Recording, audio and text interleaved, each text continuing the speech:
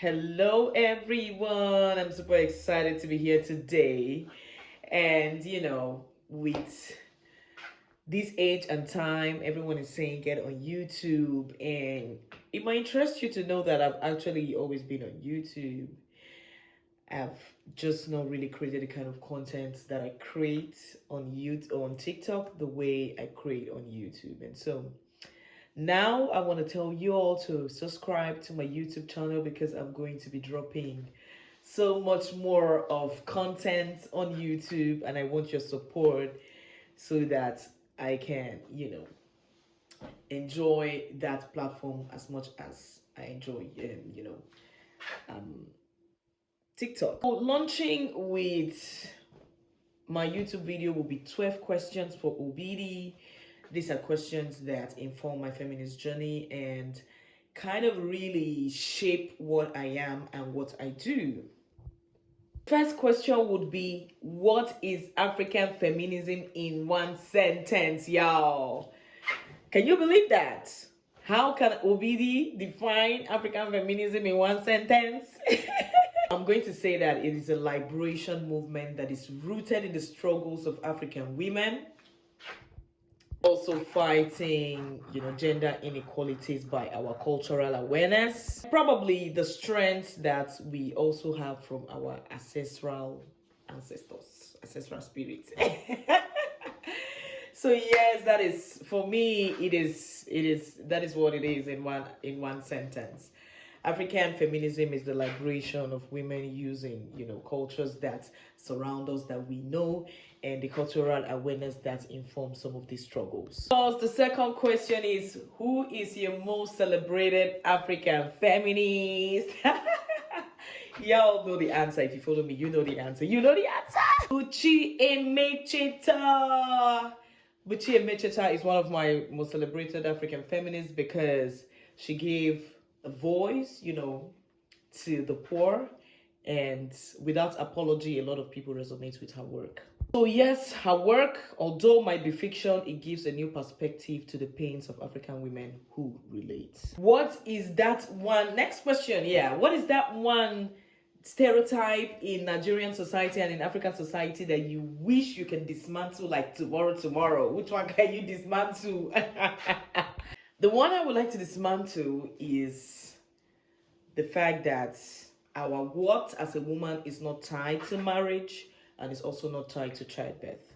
If there was one harmful gender norms that Obidi Ojochide would like to dismantle in the African/Nigerian setting, I would want to dismantle the value that society has placed on marriage and childbirth that has, limited a lot of women in that environment. Next question would be, biggest misunderstanding about African feminism. You want to know my biggest misunderstanding about African feminism? Me, the biggest misconception about African feminism is the fact that people argue that it's a Western import. African feminism is not it's not a westernized import. Women have always fought for the right for themselves, from Aba Women Riot to, other instances that we see from Amina of Zaria to a lot of women that actually fundamentally stood at the core of their own society. We saw that African women have always fought and have been rebellious to things that they see are not fit in the society for them and that gender. And so, yes, African feminism is not an imported concept. Nigerian women and African women have always fought for the realities of African women. Yeah, before the term feminism even existed, African women have fought for their rights and have continued to fight for their rights. So please, African feminism is not an imported concept. Another question will be balancing feminism and science. For me, I've always been somebody who loves to read and I like to take up new challenges. And so, yeah, if there is something that posts some kind of, you want to be hard, I say, you don't know me, I will break you, I will dismantle you. So yeah, mostly just me refusing to shrink in male-dominated spaces and also to use my voice to speak unapologetically for what I deem fit society, that deems fit, I beg your pardon, for our society. Again, I'll repeat that to say I would always use my voice to fight for societal issues. Question will be, how does motherhood shape your feminism journey? Before I lost my mom last year, I've always wanted to be child free. I've never thought about having children. But after I lost my mom, I quote unquote saw the need for having children, and not because you just want them to fulfill your own purpose or because you want them to do what you want them to do, but the essential memories that was carved up in my head when I stood beside my mom's grave just made me realize that, at the end of the day, you really need people that are more than, your siblings or your loved ones to bury you. When I stood in front of my mom's grave, there was some kind of epiphany that made me realize that I want to bring a child also to this world and give them love and treat them, with the kind of love that I was not giving when it came to societal acceptance and things that I couldn't speak out because of how society would have perceived me to be at that time. And I just feel like this motherhood journey is going to influence, this feminism journey, I beg your pardon, is going to influence my motherhood journey, because both of them will influence each other. If I had a child, male or female, there would be feminists, because I would impact on them core values that, deals with societal representation of women.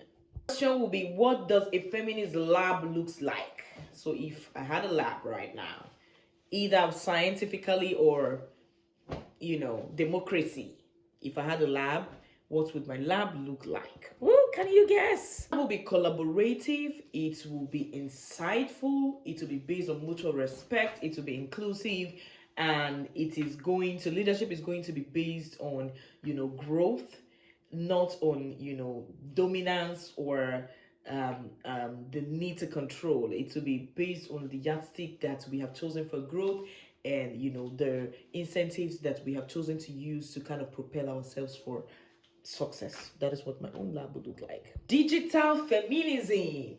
Digital feminism. Most of you and me, we practice digital feminism, and of course, it is so important for you to understand that TikTok is a powerful tool for how I use digital feminism. It has informed my journey. It has given me opportunity to educate, to connect with a lot of powerful women, and I do not take this for granted, because I have seen in real time the impact that was done in a short time. The message would have taken us a very long time to achieve, a very long time to get to. But with TikTok, we have a faster reach, we have a faster impact. And because of that, I'm really grateful for digital feminism that is existing recently on TikTok. Next question is, how do you confront misogyny? How do you confront misogyny? Well, for me, I confront misogyny with either silence or with fire. Either ways, I must create an awareness. Whether with my silence or whether with my voice, I would always respond to misogyny with awareness. Question, what is your first lesson? What will be your first lesson in a feminist curriculum? Woo! As a scholar and as a teacher and somebody who is aspiring to become a professor, I would teach that boys and girls are equal, and it is not to be viewed as a threat. It should be viewed as the wholeness. It is for the betterment of the entire race that these two people are treated with fairness and equality and the same yardstick that society is using to measure whatever kind of gender. You get me? So my first lesson in the feminist curriculum will be that boys and girls should be equal, and this is not a threat, it is a collaboration for the greater good of the society. Question is, what are the liberating truths about your body, about this body, about your body? I don't owe anyone my body. I don't owe anyone politeness. I don't owe anyone gentility with my body. I'm not saying politeness when it comes to how I speak, how my body reacts or responds. I don't owe anyone beauty standards. I don't owe anyone thinness or chubbiness or thickness or whatever beauty standards that men have used to inform the society these days.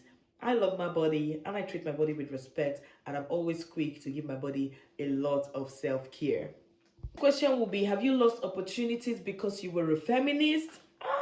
Yes, I have. So many. I've lost opportunities because I landed my voice in spaces where people thought that they were threatening. I've lost opportunities because I fought for racism. I've lost so many opportunities. But have I gained more other opportunities? Yes, I've gained better opportunities. I've gained insights. I've gained a better platform. And, all of these things count. Our losses and our winnings count to how, we exist as a person. Question is, how do you see yourself as a feminist in a patriarchal society? You guys know that we call you beta feminists. Bitter leaf FC. Who broke your heart?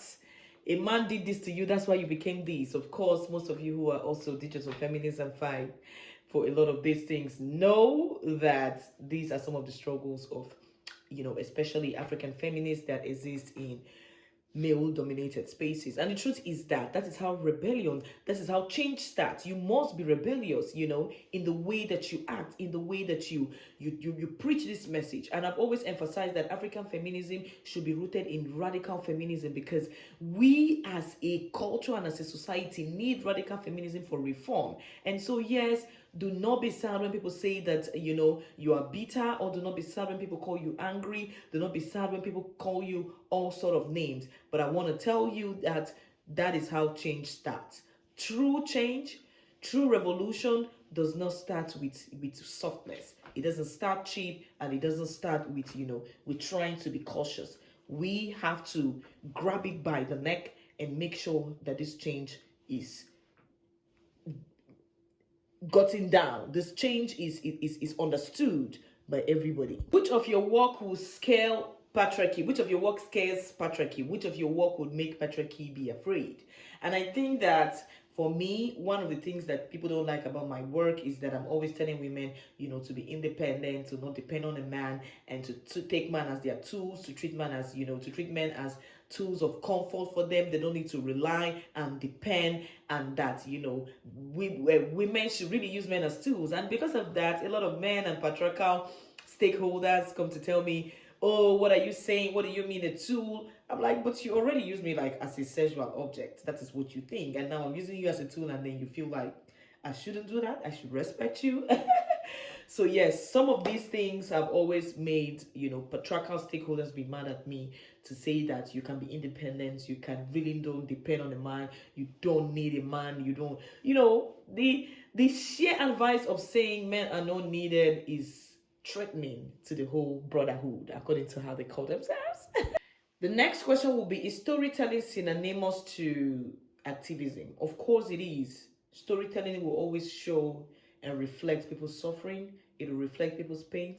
It will reflect that you are not alone, or that other people are not alone in the kind of struggles that they go through, and that these things exist. And so storytelling and activism is so important. And that is why I like digital feminism, for example, because people come online to share their own stories in real time, and then people can relate, and people who can relate can also come out to share their own story. So there's like an ignition, there's a spark for change to report that certain issues. You see a lot of witnesses about that issues. Maybe, for example, we're talking about maybe assault as an example, and somebody comes to say, oh, this person assaulted me. You will see a lot of people trying to speak up at that same time, just to show that people can relate, and people understand, and people embody these things. And so storytelling and activism is very important. They're intertwined and they work hand in hand, and I really use that as a form of rebellion. Ask, is feminism African?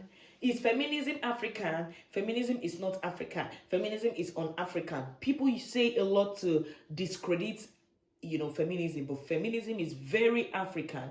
If it's not African, explain Fumilayo Ransom Kuti. If it's not African, explain Nana Asmao.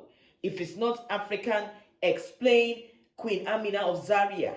If it's not African, explain Princess Inikbe of the Igala Kingdom. So many women have held power position, have sacrificed themselves, and have done so much for their own community. And so, yes, women have been an important aspect of the society, and feminism is very African. If feminism was a song, what song will it be? Freedom, freedom, freedom, Freedom by Beyonce feats Kendrick Lamar. I want everybody to be free.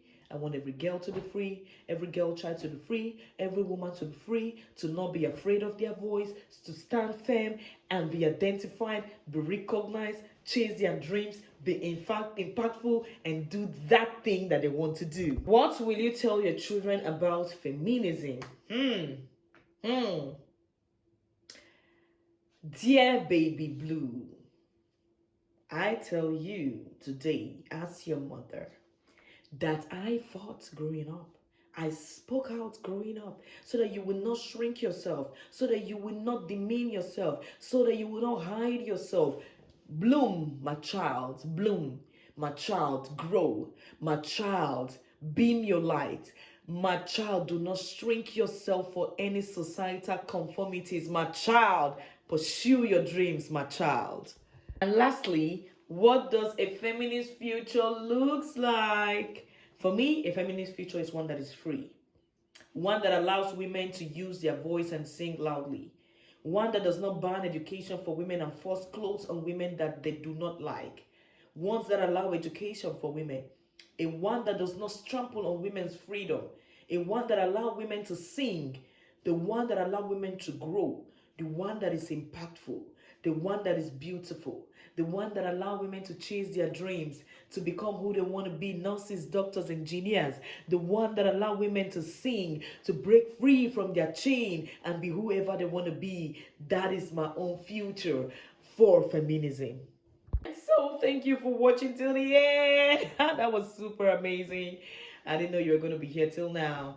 But yes, so we're going to be doing one video bi-weekly. And so make sure you subscribe. Stay on my YouTube channel and we can make this fun and interactive. You can also choose to suggest what you want to hear next about feminism and we will talk about it. Love you so much and have a great day.